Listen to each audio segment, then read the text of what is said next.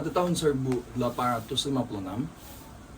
di sebuah kota kecil bernama Freiburg di Kekaisaran Austria, lahirlah seorang anak yang kelak akan disebut sebagai Bapak Psikologi.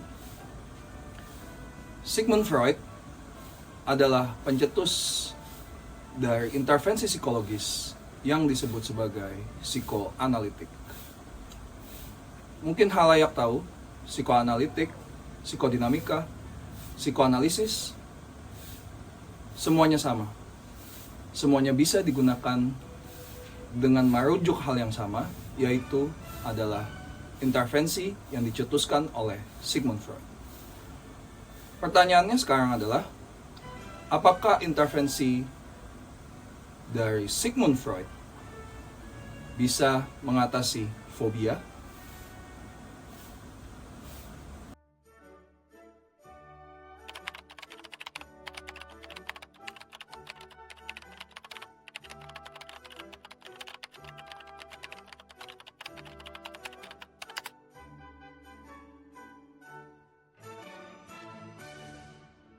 Apa kabar Bung James? Baik, Bu Jones. Bagaimana perjalanan menuju ke sini? Sungguh luar biasa. Luar biasa, karena belum ada kendaraan di tahun-tahun ini. Jadi, apakah Bung James siap melakukan terapi untuk hari ini? Sebenarnya saya sangat siap untuk melakukan terapi pada kesempatan pada hari ini. Oke. Kalau begitu, silakan berbaring. Kita akan mulai sesi terapi. Nggak apa-apa, anggap aja rumah oma kamu. Yeah, boy. Oke, baik Bung James, bisa diceritakan bagaimana hubungan Anda dengan orang tua Anda? Oke, baik Bung John. Belakangan minggu ini atau belakangan hari inilah hubungan saya sih baik-baik aja. Cuman kalau tahun-tahun sebelumnya mungkin ada suatu permasalahan hal-hal kecil lah. Oke, permasalahan kecilnya boleh diceritakan sedikit? Mungkin untuk permasalahan hal-hal kecil itu ya mungkin salah komunikasi antara anak ke orang tua.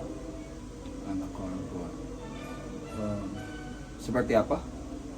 Ya mungkin ya yang tadi seperti yang saya bilang bahwa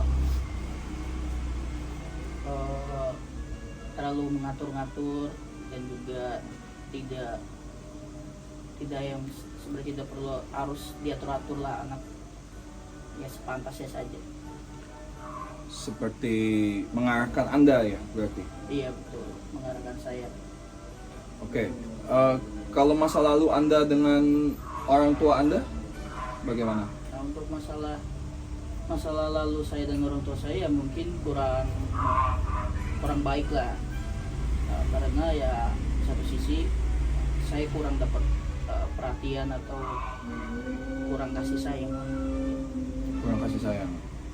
Oke. Anda anak keberapa? Saya anak pertama dari 2 bersaudara. Jadi Anda punya adik? Oke. Kalau begitu boleh diceritakan kenapa Anda sampai di tempat ini? Apa masalah yang Anda sedang alami? Saya untuk sampai di tempat sini saya memiliki ketakutan untuk keresahan. Ya bisa dibilang ada suatu sosok yang menurut saya mengganggu pikiran saya atau memiliki untuk ketakutan di dalam otak saya. Itu ada satu sosok. Oke, kalau boleh tahu bisa diceritakan sosok itu seperti apa? Untuk sosoknya itu seperti pertama telinganya agak panjang ke belakang, terus memiliki mata yang belok tapi nggak belok banget, terus hidungnya mancung tapi mancungnya ke depan kayak bengkok ke bawah gitu. Terus mukanya kayak keriput gitu, dan juga ada untuk warna tubuhnya itu yang saya dapat itu warna hijau. Warna hijau. Oke. Kayak gini ya dia. Saya sebenarnya sih tidak takut untuk begitu.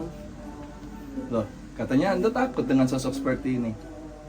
Kalau misalkan diperagain oleh Bung John, tidak takut saya.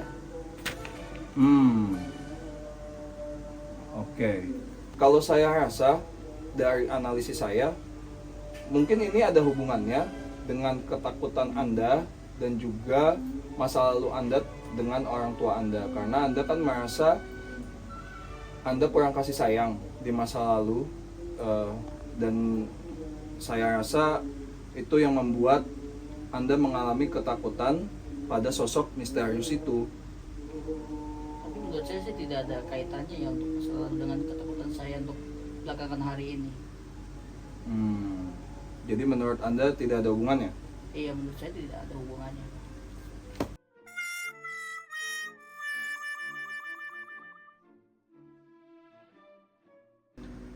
Halayak, seperti yang sudah Anda saksikan, ternyata intervensi psikoanalisis tidak begitu cocok dan tepat untuk seseorang yang memiliki masalah psikologis seperti fobia. Karena dalam teknik psikoanalisis tidak memungkinkan untuk menyambungkan antara cerita masa lalu, transparansi, dan juga working through supaya klien bisa menyelesaikan ketakutan fobianya.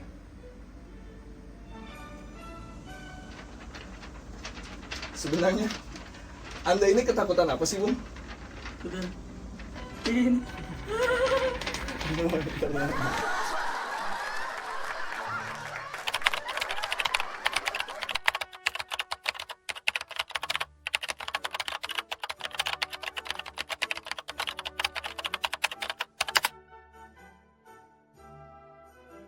Selamat malam, Nona Jen. Selamat malam, Tuan. Bagaimana kabar Anda hari ini? Baik. Bagaimana perjalanan Anda tadi menuju ke tempat ini? Cukup baik. Tapi di jalan saya menghadapi beberapa rintangan seperti misalnya banjir yang terciprat ke rok saya dan ya, tapi itu adalah masalah kecil. Oke. Anda tadi naik sepeda atau kuda? Naik sepeda. Naik sepeda. Oke. Kalau begitu bisa kita mulai sesi terapi kali ini? Bisa. Oke. Kalau begitu silakan berbaring. Oke. Oke, Nona Jen. Apakah saya perlu memejamkan mata saya? Itu terserah Anda. Anda yang memiliki pilihan. Tapi yang ingin saya tanyakan adalah, bisa Anda ceritakan kembali bagaimana hubungan Anda dengan orang tua Anda? Sebenarnya hubungan saya dan orang tua saya tidak ada masalah yang begitu rumit ataupun konflik yang besar yang signifikan mempengaruhi hubungan kami. Tapi ya mungkin beberapa gejolak-gejolak kecil terjadi yang kemudian membuat beberapa perseteruan kecil. Oke. Itu berarti hubungan Anda masa kini dengan orang tua Anda? Iya. Bisa diceritakan hubungan masa lalu Anda dengan orang tua Anda? Hubungan saya dan orang tua saya baik. Mereka cukup bertanggung jawab sebagai orang tua. Iya. Di masa lalu apakah pernah ada konflik? Tidak pernah terjadi konflik karena mereka juga saya tidak terlalu sering mendapati diri saya berada di sekitar mereka karena mereka kebetulan bekerja keduanya. Oh, jadi kalau mereka sedang bekerja, siapa yang mengasuh Anda?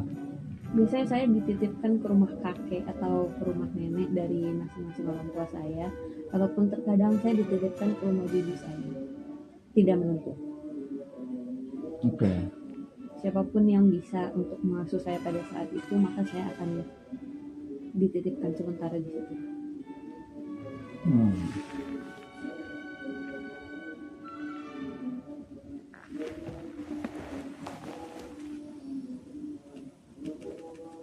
Apakah Anda mendengarkan cerita saya?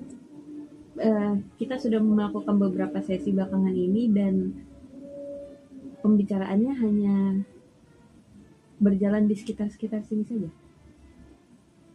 Oke, kalau gitu boleh saya tanyakan kembali, apa yang membuat Anda datang ke sini? Masalah Anda itu apa? Saya merasa hubungan saya dengan orang di sekitar saya tidak stabil. Saya merasa saya sering mendekati diri saya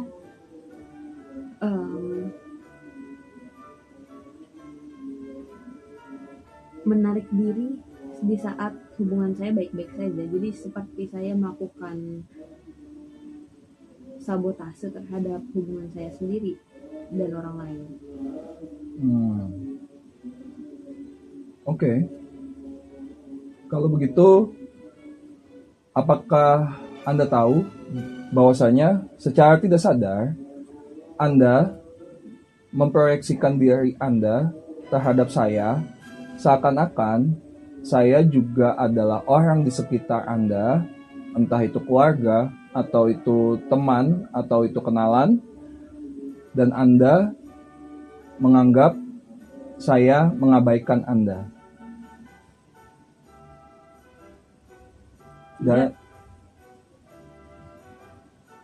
Dan itulah mengapa Anda menganggap saya tidak mendengarkan cerita Anda, dan mungkin menganggap pembicaraan kita hanya di seputar itu saja. Karena sebetulnya di alam bawah sadar Anda itu merasa diabaikan oleh orang-orang. Kenapa saya merasa diabaikan oleh orang-orang? Saya merasa hubungan saya dengan mereka baik-baik saja. Hanya saja saya sendiri yang tiba-tiba menarik diri ataupun membuat masalah yang sebenarnya tidak perlu. Nah, dari situ juga bisa kita lihat, mungkin bukan orang-orang yang mengabaikan Anda, tapi Anda yang mengabaikan orang-orang. Di satu sisi, itu juga ada ketakutan Anda, di mana Anda takut diabaikan. Jadi mungkin sebagai mekanisme pertahanan Anda mengabaikan mereka duluan.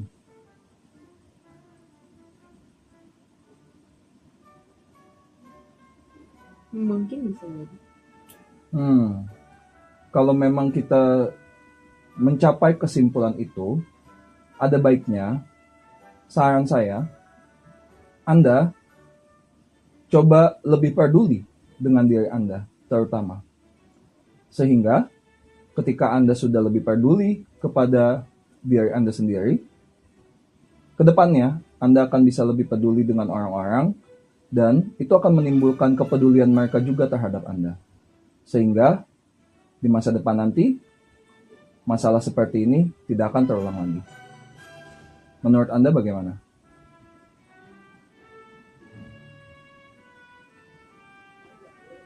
Baik, menurut saya akan mencoba memikirkannya.